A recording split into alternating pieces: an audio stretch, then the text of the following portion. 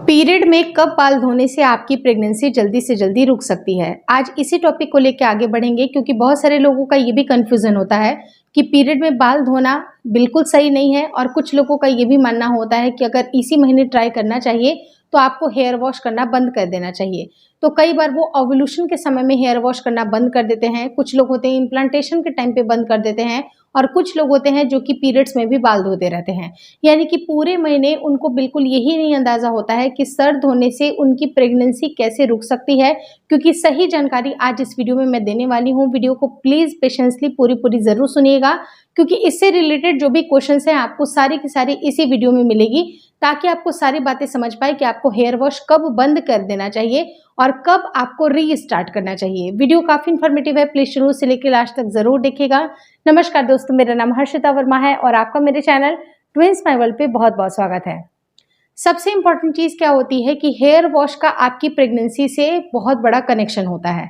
वो कनेक्शन इस वजह से होता है, आप इसको कोई टोटका ना माने क्योंकि इसके पीछे एक साइंटिफिक रीज़न होती है।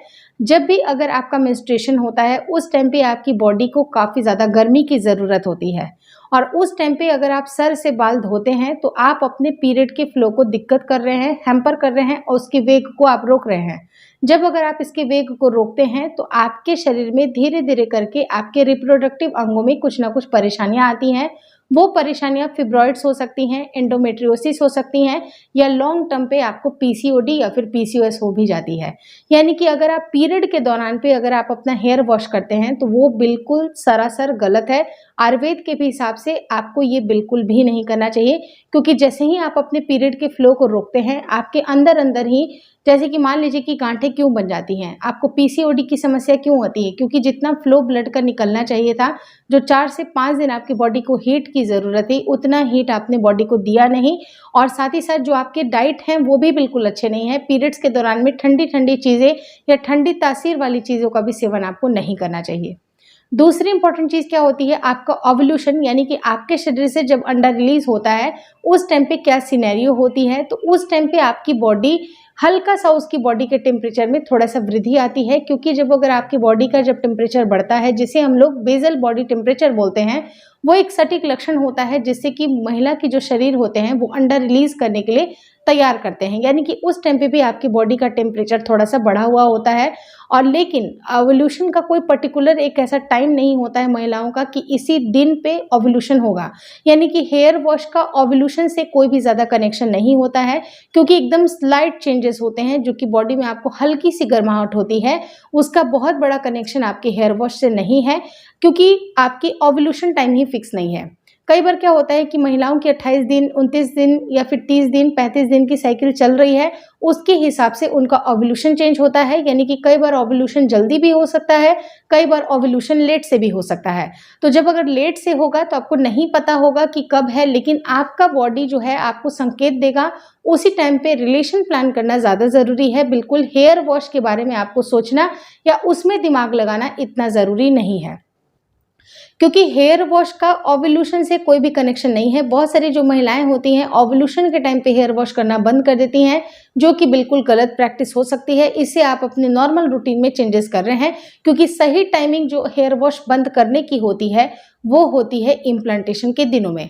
अब ये इम्प्लांटेशन के दिन भी जो होते हैं, आप ये भी कहिएगा कि जब ओव्यूलेशन फिक्स नहीं है तो ओव्यूलेशन के बाद जब इम्प्लांटेशन होती है वो भी तो फिक्स नहीं है, तो हम क्यों हेयर वॉश बंद ना करें, मतलब हम क्यों करें हेयर वॉश बंद। तो देखिए होता क्या है कि आपका जब भी इम्प्लांटेशन होता है उस टाइम पे जब आपके जो एंडोमेट्रियम की जो थिकनिंग होती है वो मोटी होती है क्योंकि आपके जो बच्चे का आरोपण उस टाइम पे होता है। जब आरोपण हो रहा होता है तो दो आपके हार्मोन काफ़ी तेज़ी से दौड़ते हैं। सबसे पहली जो चीज़ होती है आपकी प्रोजेस्टेरॉन, क्योंकि अगर प्रोजेस्टेरॉन की वैल्यू अगर अच्छी होगी तो आरोपण होना भी आसान हो जाएगा और अगर आरोपण हो जाती है तो बीटा एचसीजी काफ़ी तेज़ी से बढ़ती है। अब ये जो प्रोजेस्टेरॉन का जो लेवल होता है, हम करते क्या है कि जब अगर हम हेयर वॉश वहाँ पर कर देते हैं तो आपके बॉडी की जो तासीर है वो सडन चेंज होती है। सडन चेंज होगी और आपके हार्मोन में डिस्टर्बेंस आएगी और उतनी मात्रा में प्रोजेस्टेरोन के जो लेवल है जितना होना चाहिए आपकी प्रेगनेंसी को सस्टेन करने के लिए उतना वहाँ पर पर्याप्त नहीं बनता है। अगर नहीं बनेगा तो गर्भ गिरने के चांसेस होते हैं। तो चाहे आपका इम्प्लांटेशन श्योर हो या फिर नहीं हो, आपको बेसिकली पीरियड के 20वें दिन के बाद से आपको हेयर वॉश करना बंद कर देना है। ये हेयर वॉश करना इसलिए बंद करना है क्योंकि कभी भी अगर मान लीजिए कि 23वें दिन, 24वें दिन, 25वें दिन, 21वें दिन कहीं पर भी आपका इम्प्लांटेशन होता है तो इम्प्लांटेशन के दिनों में प्रोजेस्टेरोन की लेवल काफ़ी अच्छी बनी रहे, इसीलिए हम लोग उस टाइम पे हेयर वॉश करने के लिए अवॉइड करते हैं। हम लोग बोलते हैं कि आप इसको हेयर वॉश ना करें। आप बहुत सारे लोग इसको टोटका मान सकते हैं, लेकिन बेसिकली ये टोटका नहीं है। इसके पीछे एक साइंटिफिक रीज़न है जो कि आपके हार्मोन के रेगुलराइजेशन से डिपेंड करता है। अब रही बात कि ओव्यूलेशन में आप चाहे तो धो सकते हैं या नहीं धो सकते, ओव्यूलेशन का बहुत ज़्यादा महत्व नहीं है। आप बस बेसिकली 20वें दिन के बाद से आपको हेयर वॉश करना बंद कर देना है। अब आप बोलिएगा कि कब बंद करना है, क्यों बंद करना है और कब हमें रीस्टार्ट करना है। तो कब और क्यों मैंने आपको बता दिया कि क्यों आपको बंद करना चाहिए और कब तक करना चाहिए। देखिए, आपका बेसिकली क्या होता है कि आपका पीरियड का डेट आ जाएगा, वो मिस हो जाएगा, डेफिनेटली मिस होना ही चाहिए। मिस हो जाएगा तब भी आपको एक बार टेस्ट किट पे ज़रूर देख लेना चाहिए। जैसे 2-3 दिन, 5 दिन बीत जाते हैं, थोड़ा सा इंतज़ार करना चाहिए। उस टाइम पे भी आपको हेयर वॉश नहीं करना है, यानी कि 20वें दिन के बाद से आप अपने आप को थोड़ा सा स्टेबल करें, वहाँ से हेयर वॉश करना बंद कर दें और थोड़ा 3 से 4 दिन, 5 दिन हो जाता है, उसके बाद आप टेस्ट किट का इस्तेमाल करें। 5वें दिन अगर आप करिएगा तो एक्यूरेट रिजल्ट आएगी जो कि आपको पॉजिटिव बताएगी। जब ये पॉजिटिव बताती है उसके बाद आपको इमीडिएटली अपने डॉक्टर से मिलना है। अगले ही दिन की अपॉइंटमेंट बुक कर लीजिए, डॉक्टर आपको अवेलेबल होंगी तो वो आपको जल्दी से देखेंगी। टेस्ट किट भी आपको कंप्लीट आपकी जांच होगी, एलएमपी पूछा जाएगा, उसके हिसाब से आपकी अल्ट्रासाउंड की पहली आपकी टेस्ट की जाएगी। जब ये अल्ट्रासाउंड की टेस्ट होती है उस टाइम पे बच्चे की हार्ट बीट जनरली आ जाती है, क्योंकि चौथे 5वें हफ्ते के बाद से आपके बच्चे की हार्ट बीट आ जाती है। जब डॉक्टर आपको ग्रीन सिग्नल देती हैं कि आपकी प्रेगनेंसी बिल्कुल हेल्दी है, कोई कॉम्प्लिकेशन नहीं है, भगवान करे कि मेरे जमान पे सरस्वती वास करे कि आपकी प्रेगनेंसी में कहीं पर भी कोई कॉम्प्लिकेशन ना हो। जब सब कुछ अच्छा रहता है और डॉक्टर भी एक्स्ट्रा आपको जो गोलियां होती हैं, चाहे वो आपको फूड सप्लीमेंट ही क्यों ना दे, लाइक आयरन की, कैल्शियम की, फोलिक एसिड की टैबलेट्स वो चला देंगी। और अगर आपकी प्रेगनेंसी के बार बार मिसकैरेजेस होने के चांसेस रहे हैं या काफ़ी डिफ़िकल्ट सिचुएशन में आपने कंसीव किया है तो वो एक्स्ट्रा प्रोजेस्टेरोन की भी गोलियां या इंजेक्शन आपको प्रोवाइड कर सकते हैं।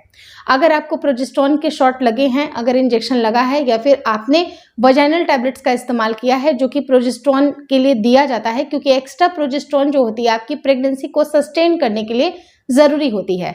अब जिनकी हिस्ट्री इस तरह की है कि काफ़ी समय से अगर वो कंसीव करना चाह रही हैं, नहीं हो रहा है, तो ऐसे केस में अगर डिफ़िकल्ट सिचुएशन में अगर आपने प्रेगनेंसी कंसीव की है या फिर कहीं ना कहीं अगर थोड़ी मोड़ी आपकी प्रेगनेंसी के बार बार मिसकैरेज होने के चांसेस रहे हैं, काफ़ी डिफ़िकल्ट सिचुएशन आपकी प्रेगनेंसी में पास्ट हिस्ट्री में रहा है, तो डॉक्टर फॉर श्योर आपको प्रोजेस्टेरोन के इंजेक्शंस, वजाइनल टैबलेट्स या फिर ओरली भी टैबलेट्स आपको प्रिस्क्राइब कर सकती हैं। अगर आप मेडिकेशन पे आ चुके हैं, 2 से 3 दिन अगर आपको हो गई है, प्रोजेस्टेरोन के इंजेक्शंस भी लग गए हैं, आप दवाइयाँ भी ले रही हैं, तब ही जाकर आप अपना हेयर वॉश कर सकती हैं, वो भी बिल्कुल अपने नहाने वाले टाइम पे।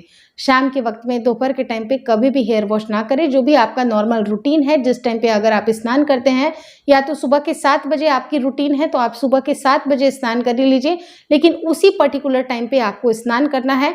9-10 बजे या जो भी आपका पर्टिकुलर टाइम है उस पे आप स्नान करिए और आप महसूस करिएगा कि आपकी प्रेगनेंसी में कहीं कोई खतरा नहीं होगा। लेकिन जो भी महिलाएं जो तुरंत से हेयर वॉश करती हैं उनके गर्भ गिरने के चांसेस होते हैं, पूरा श्योर शॉट हो ही जाएगा, ये मैं बातें क्लेम नहीं कर रही हूँ, क्योंकि कई बार क्या होता है कि प्रोजेस्टेरोन जिनके बॉडी में अच्छा है, जिनकी कोई पास्ट हिस्ट्री इस तरह की नहीं रही है कि कोई मिसकैरेज है या फिर बहुत ज़्यादा डिफिकल्टी नहीं हुई है, तो आपको नॉर्मली आप हेयर वॉश कर सकते हैं। ऐसा नहीं है कि बस इसी को आप करिएगा तो आपको कंसीव हो जाएगा, ऐसा नहीं होता है, लेकिन आपको फेवरेबल कंडीशन बना करके ये रखता है। हेयर वॉश जो ट्रिक होती है प्रेगनेंसी के लिए, वो आपकी प्रेगनेंसी को सस्टेन करने के लिए ज़रूरी होता है।